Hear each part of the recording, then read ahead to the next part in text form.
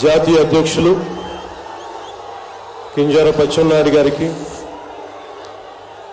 రాష్ట్ర తెలుగుదేశం అధ్యక్షులు కింజరాపు అచ్చెన్నాయుడు గారికి, తెలుగుదేశం జాతీయ అధ్యక్షులు శ్రీ నారా చంద్రబాబు నాయుడు గారికి,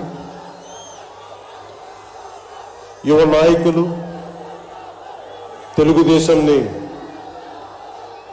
ముందు తరంకి నడిపిస్తున్న యువ నాయకులు శ్రీ నారా లోకేష్ గారికి, వేదిక పైనున్న తెలుగుదేశం పెద్దలకి, తెలుగు మహిళలకి, తెలుగుదేశం కార్యకర్తలకి, తెలుగుదేశం నాయకులందరికీ పేరు పేరున నా హృదయపూర్వక నమస్కారం. ఈ వేదిక పైన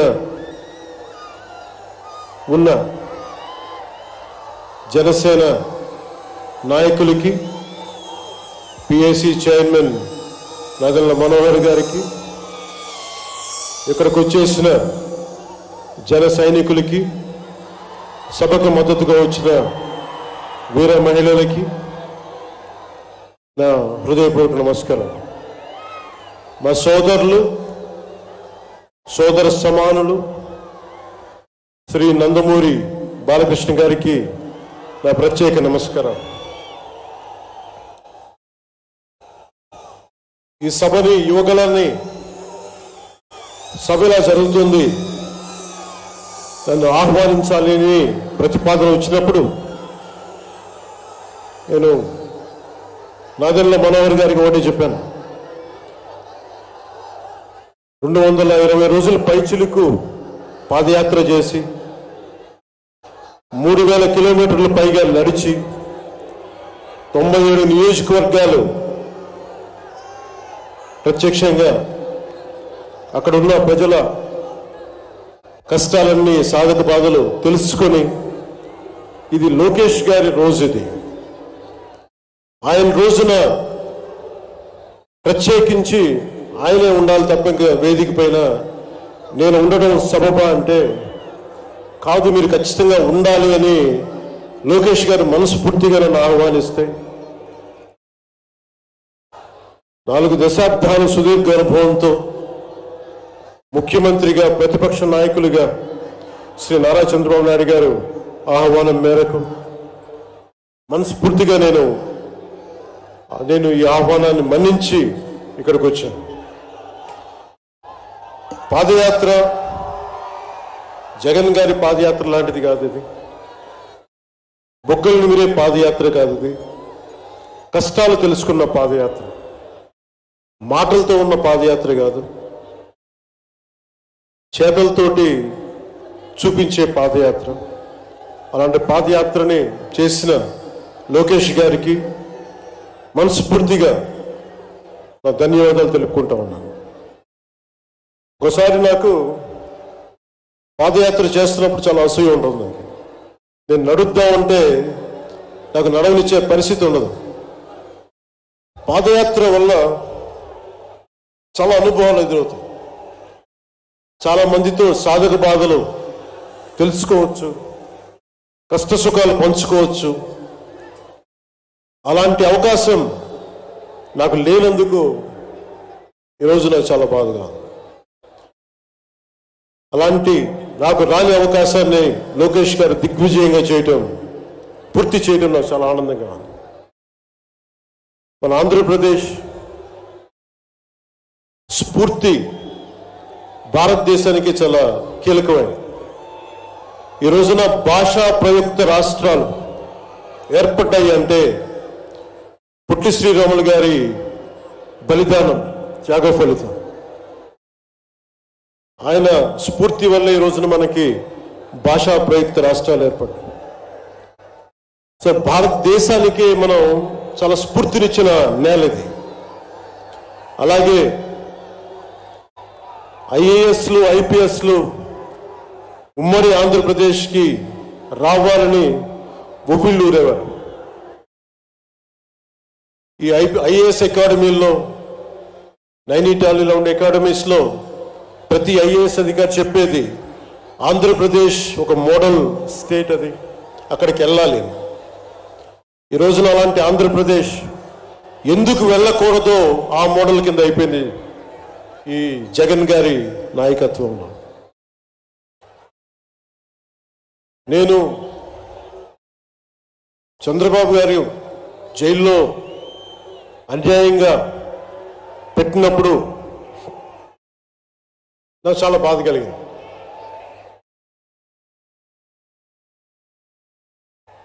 కష్టాలు చూసిన వాడిని, కష్టాలు దగ్గరగా పెద్దల నుంచి చిన్నప్పటి నుంచి చూసిన వాడిని, కష్టాలు అనిపించిన వాడిని, ఓటమి వచ్చినప్పుడు ఒంటరితనం ఎలా ఉంటుందో తెలిసిన వాడిని, ముఖ్యంగా శ్రీ నారా చంద్రబాబు నాయుడు గారి కుటుంబ సభ్యులు వేదన అర్థం చేసుకున్నవాడిని, శ్రీమతి భువనేశ్వరి గారి బాధని దూరం నుంచే అర్థం చేసుకున్నవాడిని. నేను ఏమి ఆశించి మద్దతు ఇవ్వలేదు. మనిషి కష్టాల్లో ఉన్నప్పుడు నా వంతు సాయంగా ఉండాలి అని చెప్పి బయటికి వచ్చి రాజమండ్రి జైలు వారిని మాట్లాడి ఇన్ని దశాబ్దాలు సుదీర్ఘ రాజకీయ అనుభవంతో జాతీయ స్థాయిలో ఎన్డీఏ లాంటి దీనికి పక్షానికి చాలా కీలకమైన బాధ్యతలు వహించిన వ్యక్తి, ఆయన్ని జైల్లోకి అన్యాయంగా పెట్టడం చాలా చాలా బాధ కలిగించింది. కాంగ్రెస్ నాయకులు చేసిన తప్పుకి సోనియా గాంధీ గారు పెట్టారు జగన్ గారిని జైల్లో. ఆ కక్ష చంద్రబాబు గారి మీద చూపించడం చాలా అవివేకం. ఇలాంటి పరిస్థితుల్లో రాష్ట్ర విభజన జరిగినప్పటి నుంచి 2014 నుంచి విభజన జరిగినప్పటి నుంచి ఈ రోజున హైదరాబాద్ రాజధాని ఆంధ్రప్రదేశ్కి తెలంగాణకి ఉమ్మడిగా అభివృద్ధి చేసిన రాజధాని. మనకి రాజధాని లేకుండా విభజన జరిగి సరైన పంపకాలు లేకుండా విభజన జరిగి ఇలాంటి కష్ట సమయాల్లో నేను ఆ రోజున తెలుగుదేశం పార్టీ, భారతీయ జనతా పార్టీకి సంయుక్తంగా నేను పోటీని విరమించుకొని మరీ మద్దతు ఇచ్చాను. దానికి కారణం కూడా ఒక దశాబ్దం పాటు ఒక పార్టీని నడపాలి అంటే చాలా బలమైన అనుభవం ఉండాలి. కూర్చొని అనుభవంతో భవిష్యత్తులో పార్టీ చాలా అవసరం అని చెప్పి నేను ఒక దశాబ్ద కాలం పాటు ప్రత్యక్ష రాజకీయాల్లో ఉందాం అని ఆలోచించి ఆ రోజున తెలుగుదేశం పార్టీకి మద్దతు తెలిపాం. ప్రభుత్వం వచ్చింది ఆ రోజున. దురదృష్టవశాత్తు చిన్న అభిప్రాయ భేదాలు కావచ్చు, కమ్యూనికేషన్ గ్యాప్ వల్ల కావచ్చు 2019లో అది ముందుకు తీసుకెళ్ళలేకపోయాం. ఆ తీసుకెళ్ళలేని లోటు, దాని తాలూకు రియాక్షన్ వైఎస్ జగన్ ప్రభుత్వం వచ్చేసింది. నేను ఏ రోజున కూడా ఒక దశాబ్దం కాలం పాటు చాలా సుదీర్ఘమైన అనుభోగిలో రాజకీయాలకు ఈ ఆంధ్రప్రదేశ్కి కావాలి, నా వంతు కృషి నేను మద్దతు ఇద్దామని ఆ ప్రయత్నంలో మనం మిస్ అయ్యాం. దాన్ని ఈ 2024 మనం ప్రభుత్వాన్ని స్థాపిస్తున్నాం, మార్పు తీసుకొస్తున్నాం, జగన్ని ఇంటికి పంపించేస్తున్నాం. నేను వింటుంది 25 మంది ఎమ్మెల్యేలని మార్చారు, ఇంకొక 80 మంది, మొత్తానికి కలిపి 80 మంది ఎమ్మెల్యేలు మారుస్తున్నారని నేను వింటా ఉన్నాను. మార్చాల్సింది ఎమ్మెల్యేలు కాదు, ఈ రాష్ట్ర ముఖ్యమంత్రి జగన్. నాకు జగన్ మీద వ్యక్తిగతంగా నాకు అసలు కోపం లేదు. నిజంగా ఒక బలమైన ఆధిక్యతతోటి ముఖ్యమంత్రి అయ్యి ప్రభుత్వాన్ని సమర్థవంతంగా నడిపి ప్రజలకి మేలు చేయాల్సిన వ్యక్తి కూల్చివేతలతో మొదలుపెట్టాడు. ప్రత్యర్థుల్ని ఇబ్బంది పెట్టే విధంగా ప్రతి ఒక్కరిని ఎదురు తిరిగితే ఏంటని ప్రశ్నిస్తే వారిని కేసులు బనాయించి ఇబ్బంది పెట్టే పరిస్థితుల్లో ఈ ముఖ్యమంత్రి ఉంటే నేను ఇలాంటి ప్రభుత్వం ఉంటుందని నేను ఊహించలేదు. ఆయన స్వయంగా ప్రమాణ స్వీకారానికి నన్ను ఆహ్వానించినప్పుడు వారికి ఒకటే తెలియజేశాను, మీరు చాలా సమర్థవంతంగా పరిపాలించండి, ప్రజలకి మేలైన ప్రభుత్వం ఇవ్వండి, మేము ఒక పార్టీగా ప్రజల పక్షాన్ని వహించి సద్విమర్శ చేస్తాం అని అంటే చెప్పి ఆయనకి నా శుభాకాంక్షలు తెలియజేశాను. కానీ దురదృష్టవశాత్తు ఈ వ్యక్తికి కక్ష సాధింపు వ్యక్తి, ఎవరు ఒక మాట అనకూడదు, ప్రజాస్వామ్యం అనే ఒక పదానికి విలువ తెలియదు, ఏదైనా మాట్లాడితే దాడులు చేయించడం, చాలా నీచంగా తిట్టించడం, ఇన్ని దశాబ్దాల ఆంధ్రప్రదేశ్ రాజకీయ చరిత్రలో ఏ ఒక్క నాయకులు కూడా వైఎస్ రాజశేఖర రెడ్డి గారితో కలిపి కూడా ఏ ఒక్కరు కూడా ఇంటిలో బయటికి రాని ఆడపడుచుల్ని తల్లుల్ని ఒక్క మాట లేదు. ఎవరు కూడా నాయకుల్ని తిట్టారు, విమర్శలు చేశారు, దిగజారుడిగా మాట్లాడి ఉండొచ్చేమో, కానీ ఇంటిలో బయటికి రాని ఆడపడుచుల్ని, ఇంటి పట్టునే ఉండి బయటికి రాని తల్లుల్ని చాలా నీచంగా విమర్శించే ఈ సంస్కృతి జగన్ నాయకత్వంలో ఈ వైసీపీ ప్రారంభించింది. ఎంతమంది కన్నీళ్లు పెట్టుకున్నారు, ఎంతమంది స్త్రీలు బాధపడ్డారు. ఒకటే అనిపిస్తుంది, వ్యక్తికి అడగాలనిపించినప్పుడు ఇంట్లో ఉన్న తల్లికి చెల్లికే విలువ ఇవ్వనేవాడు మన ఇంట్లో ఉన్న ఆడపడుచులకి ఏం గౌరవిస్తాడు? ఇంట్లో తల్లికి చెల్లికి విలువ ఇవ్వనేవాడు 30,000 మంది ఆడపిల్లలు అదృశ్యం అయిపోతే ఏం పట్టించుకుంటాడు? మొన్న 22 ఒక సంవత్సరంలోనే ఎన్సీఆర్బీ డేటాలో దాదాపు 10,000 మంది ఆడపిల్లలు అదృశ్యం అయిపోయారు ఒక సంవత్సరంలోనే. నేను మాట్లాడుతున్నప్పుడు డేటాతోటే మాట్లాడతాను. 2.5 సంవత్సరాల క్రితం వైసీపీ వాలంటీర్ వ్యవస్థలోని కొంతమంది ఒంటరి మహిళల మీద, ఆడపడుచుల మీద డేటా సేకరిస్తున్నారు. దీని మీద మీరు మాట్లాడండి అని చెప్పి చాలా మంది పెద్ద స్థాయి వ్యక్తులు నాతో మాట్లాడినప్పుడు దాదాపు ఇన్ని వేల మంది, 30,000 మంది పైచులకు ఆడవాళ్ళు అదృశ్యమైపోయారు, మీరు మాట్లాడండి అని చెప్పినప్పుడు నేను నమ్మలేదు.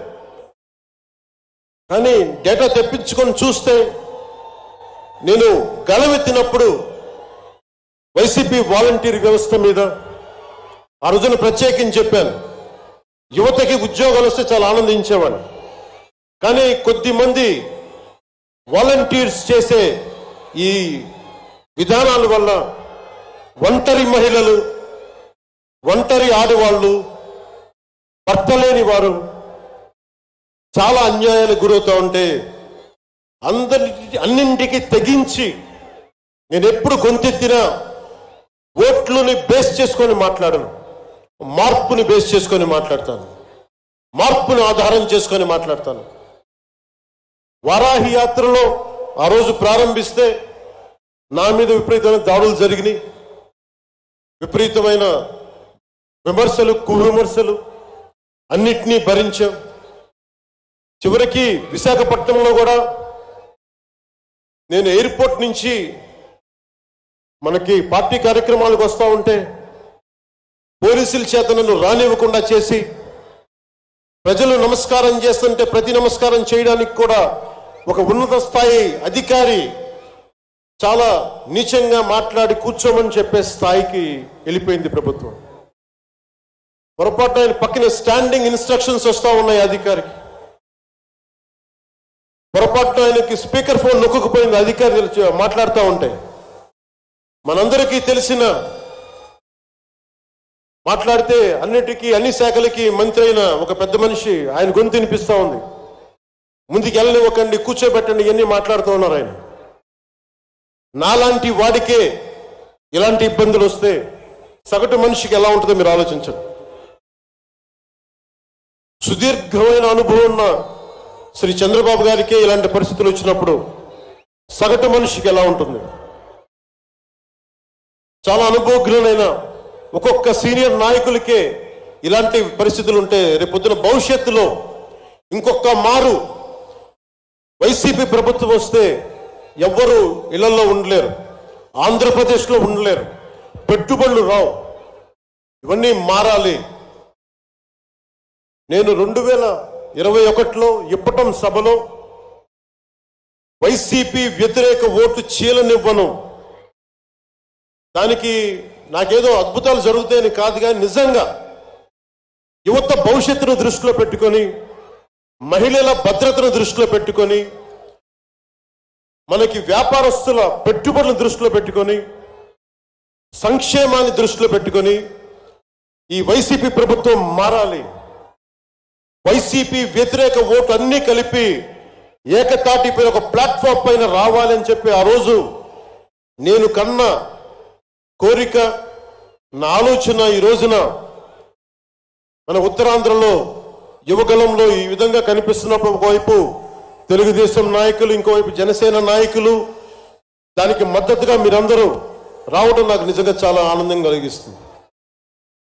మనం ఈ రోజున ప్రారంభించిన యాత్ర, ఈ రోజున ప్రారంభిస్తున్న ఈ క్షణాలు ఆంధ్రప్రదేశ్ భవిష్యత్తుని నిర్దేశించే క్షణాలు. ఆంధ్రప్రదేశ్ భవిష్యత్తుని మనకి చాలా బలంగా నిర్దేశించే క్షణాలు. ఈ రోజున నేను భారతీయ జనతా పార్టీ, నరేంద్ర మోదీ గారి నాయకత్వంలోని భారతీయ జనతా పార్టీ అలయన్స్లో ఉండి కూడా అందరూ అనుకుంటా ఉన్నారు, ఎలాగ మాట్లాడావు, మోసం చేసావు భారతీయ జనతా పార్టీ. చాలా మంది కొంతమంది మాట్లాడుతూ ఉంటే వైసీపీ నాయకులు, వారందరికీ నేను సభాముఖంగా తెలియజేస్తున్నాను, ఆంధ్రప్రదేశ్ పరిస్థితులు ప్రత్యేకంగా నేను జాతీయ స్థాయి నాయకులకు వివరించాను.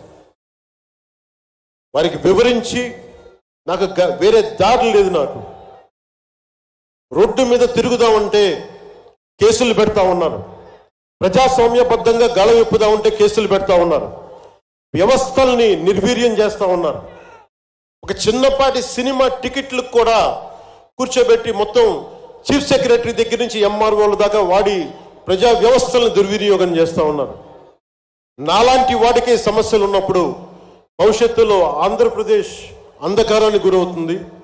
దయచేసి మీరు ఈ గఠబంధన్ని, ఈ పొత్తుని మీరు మనస్ఫూర్తిగా మీ బ్లెస్సింగ్ కావాలి అని చెప్పి నేను అమిత్ షా గారికి తెలియజేశాను. నేను వారు ఎంతవరకు ఒప్పుకుంటారో నాకు తెలియదు, కానీ నా మొదటి ఆఖరి ప్రయత్నం కూడా ఆంధ్రప్రదేశ్ భవిష్యత్తు బాగుండాలి అంటే ఎక్కడి నుంచి మనుషులు రారు, మన భవిష్యత్తుని మనమే నిర్మించుకోవాలి, మనమే కొట్లాడాలి.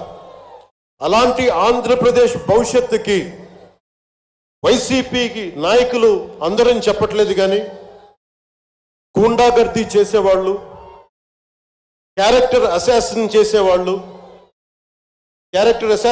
చేసేవాళ్ళు, ఆడపడుచుల్ని అగౌరవపరిచేవాళ్ళు, వీరందరికీ సభాముఖంగా చెప్తున్నాం, ఇది ఈ రోజున మేము ఎన్నికల పొత్తు చాలా కీలకమైంది.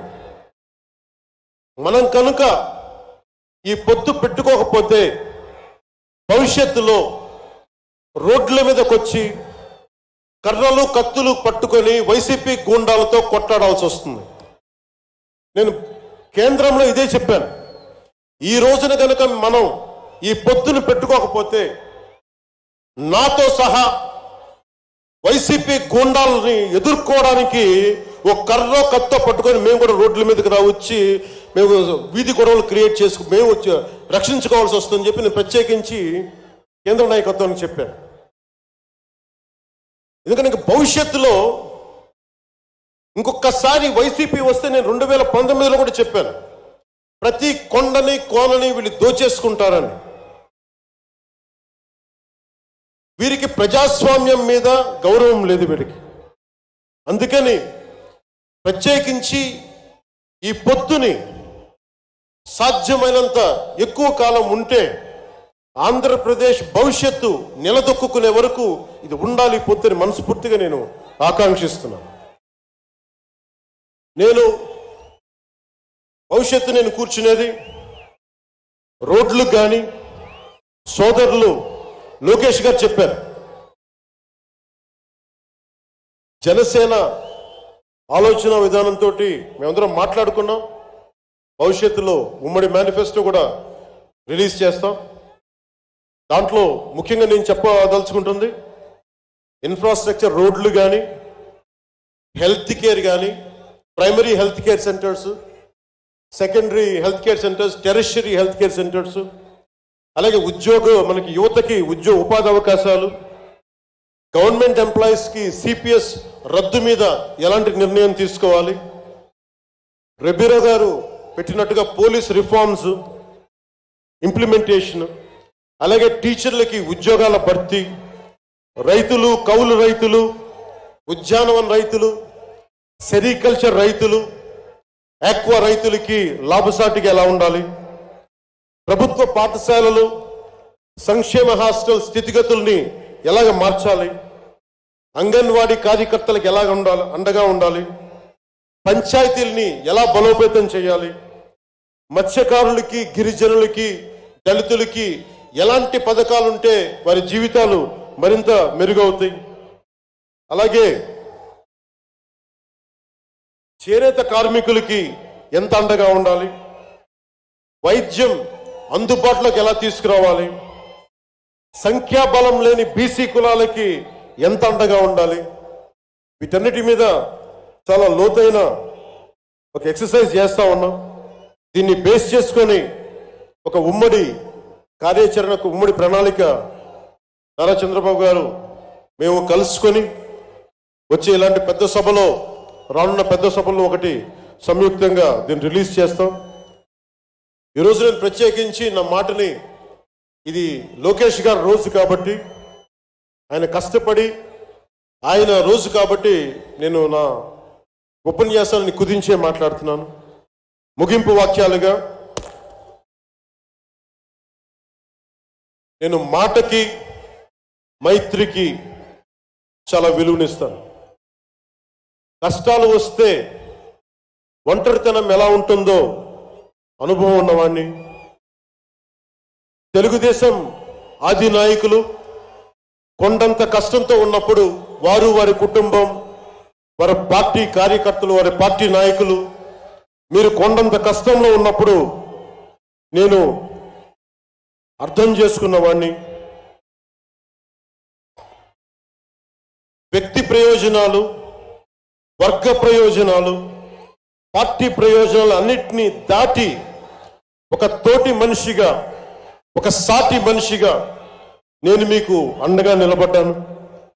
దాన్ని ఏమి ఆశించి చేయలేదు. నేను ఆశించిందల్లా 5 కోట్ల మంది ఆంధ్రప్రదేశ్ ప్రజల భవిష్యత్తుకి బలంగా నిర్మించడానికి మనం సంయుక్తంగా కలిసి రావాలని ఒక ఆలోచన తప్ప నేను ఏ ఆలోచన పెట్టుకోలేదు. ఈ మైత్రి,